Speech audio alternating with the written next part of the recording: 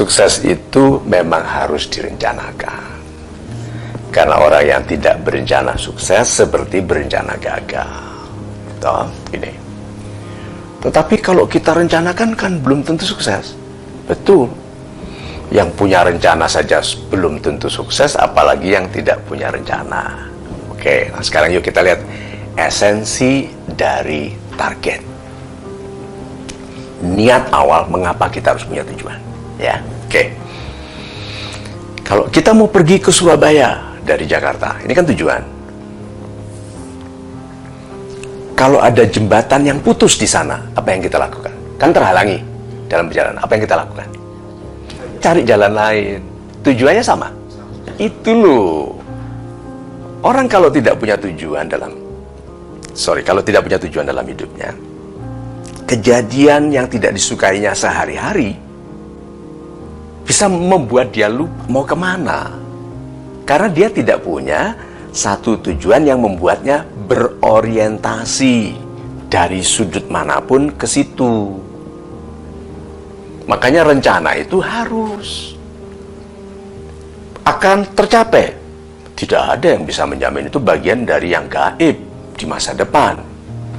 Tetapi kalau kita tidak punya tujuan, yang terjadi dalam keseharian kita membuat kita kehilangan arah. Oke, jadi tujuan utama, esensinya adalah bahwa tujuan itu dibutuhkan supaya dalam penyesuaian diri kita terhadap yang terjadi dalam keseharian tetap mengarahkan kita pada yang kita impikan atau yang kita cita-citakan. Dah, satu lagi.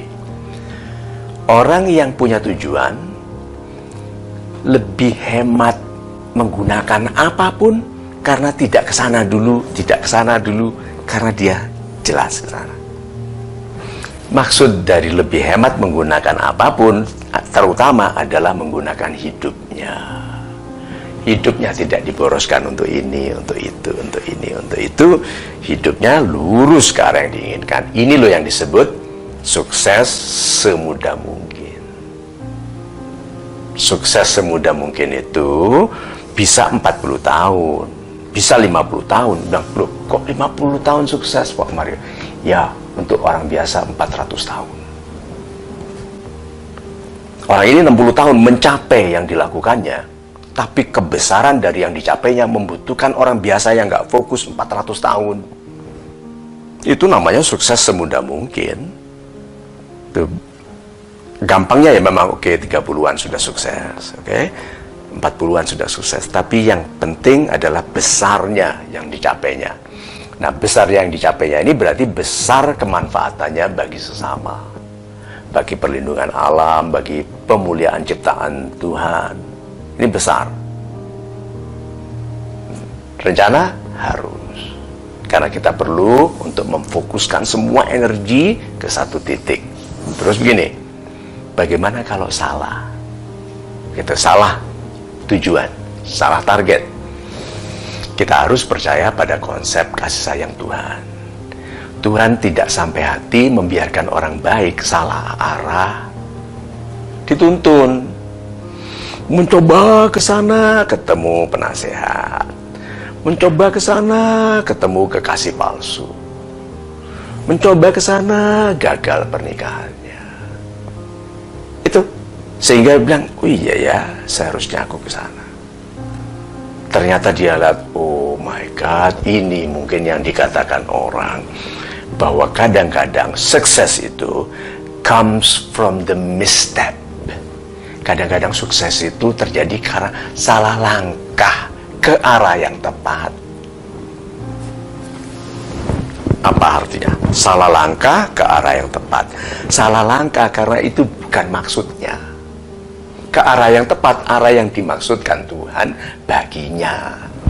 Salah langkah karena maksud dia mau ke sana. Tapi karena dia disayangi sekali oleh Tuhan, disalahkan. Misstep. Jadi jangan kecil hati kalau salah langkah. Kalau selama niatnya baik, kesalahan dalam tujuan yang baik tetap lebih baik daripada berhasil mencuri, berhasil korupsi, berhasil menjabat untuk korupsi. Nah, jadi apakah harus ada rencana untuk sukses? Ya, harus. Soal rencananya bisa tercapai atau tidak, tapi yang pertama kali, the best plan is you. Kan you are your best plan. Jadi rencananya apa? Aku bergantung pada diriku.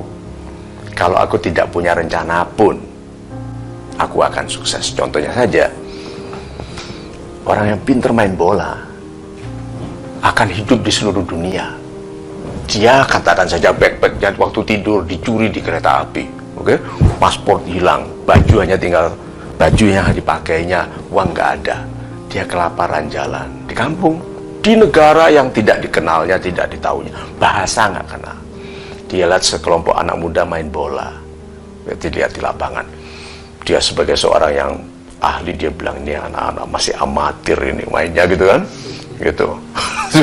Bolanya kemana-mana, tahu-tahu bolanya gelinding ke arah dia, gitu.